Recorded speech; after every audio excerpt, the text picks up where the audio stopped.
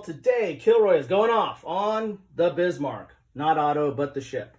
Why all the fuss about a battleship that during its first major tour of duty only lasted 2 weeks? Actually, not even a full 2 weeks.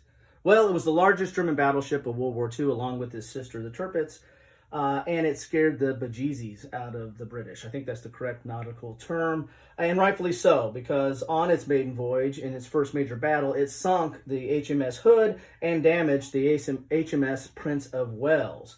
This prompted Churchill to issue the order to sink it at any cost, which created a large search and destroy mission, probably the largest of World War II in the Atlantic. Now, the Atlantic doesn't get the same attention as the Pacific from a naval point of view because it just didn't have that many battles and it wasn't relying upon naval as much. So this is a pretty big engagement for the Atlantic during World War II. And, actually got attention in 1962 with the publication of Bismarck, which was reprinted in 1978. And actually, I believe that Compass is coming out with a game called Bismarck, The Last Battle. So when I pulled a game off the shelf, a lot of ones came tumbling down. So instead of just covering any one specific game, I thought I'd kind of go through how the Bismarck is represented in several of the games that I have. And before I get to that, I want to point out this book here. This book is about the salvage of the Bismarck, which I think they started in 1988 and then eventually I think found it or started salvaging in 1999 or in the late 90s. So this is kind of like the Titanic, about the salvage of that. But this really book covers not only, the Bismarck from its construction to the beginning of Operation Wagon, which was the raiding of the North Atlantic Allied shipping, but actually, all the way to the Bismarck's demise on May 27th. So you get a top-down view here, and then you also get a side view here of the Bismarck. So that's kind of nice to get to see what the Bismarck looks like.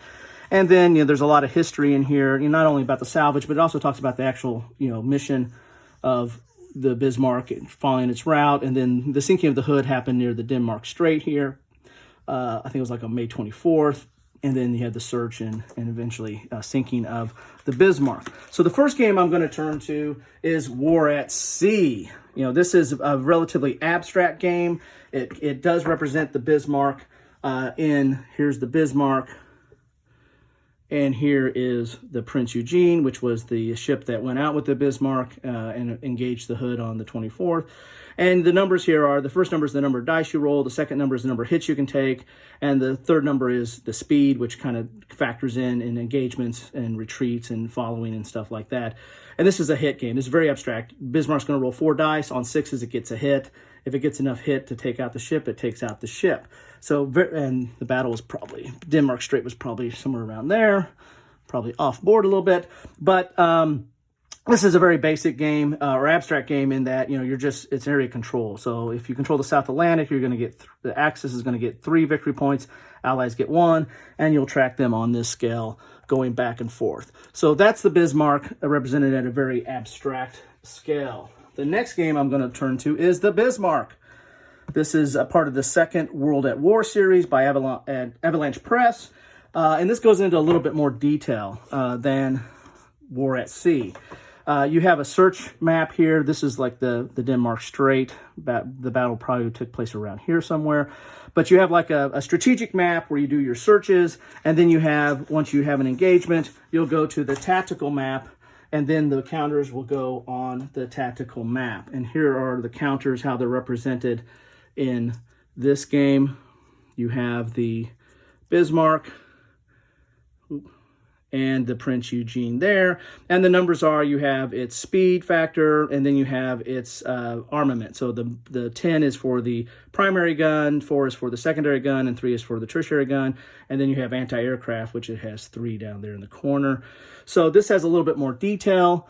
They'll be on the map, on the tactical map, and you'll conduct a combat that way. And this has a lot of different scenarios. Here's your scenario and hit records. It has hit records because, kind of like Starfleet battles, you're going to keep track of hits on the ships. So here's some of the ships here, and that's how you keep track of what is going on in this game here. So on this right here, you've got Here's the Bismarck, should be here. Here's the Bismarck. And how you keep track of its guns and its hull and its fuel on there. And this actually has the scenario in here for the Denmark Strait, which took place on May 24th. And you see you have the Bismarck, Prince Eugene, Prince of Wales in the hood. And so this is only done on the tactical map. So the next one I like to turn to is, wow, look at that map. That's exciting, isn't it? This is Battle Wagon. This is probably the first naval game I played and played a lot of. This is from Task Force Games. And this has even more detailed kind of ship roster where you're keeping track of hits on the ship here at the tactical level. But it has a lot more detail on the ships. Like here's the Bismarck. As you can see right here, there's the Bismarck.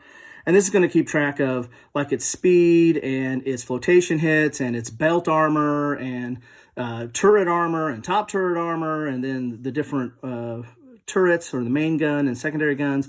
This has a little bit more detail. The ships that are represented in here are, just basically markers. They're not really any information on that. There's a battleship, there's a cruiser, just like the two ships that the Bismarck and the Prince Eugene there. The next one I like to turn to has a little bit more nicer components in that it is miniatures. This is Axis and Allies, the naval war game. It's Axis and Allies naval miniatures. And here's the Bismarck. As you can see here, here's the top down. So pretty nice detail. And then you get a side view there of the Bismarck. And then you have the Prince Eugene. There's a top down. And then a side view of that. Now this game has cards that you use for the ships. This is for the Bismarck. This is the value, like when you're creating a scenario, like you're doing a build-up for how many ships you get. And then you get it's got a speed of 2. Then you have attacks. This is the main turret, and this is a bucket of dice game. So that's how many dice you roll at that range. So it'll roll at range 2, it'll roll 14 dice. You get a hit on a 4 or 5, and if you roll 6, you get 2 hits. And this is how much armor. You have to roll that many hits to do a hull hit. This has 5 hull hits, and it can take 5 hull hits. And then for vital armor, if you roll 15 hits in any one attack, you're going to sink this. Plus it has special abilities and a little bit of history of it on the back. So there you have it. There are the ships and the representation of the Bismarck through some of the games that I have. And that's what I'm going off on today, is the Bismarck. Hope you enjoyed.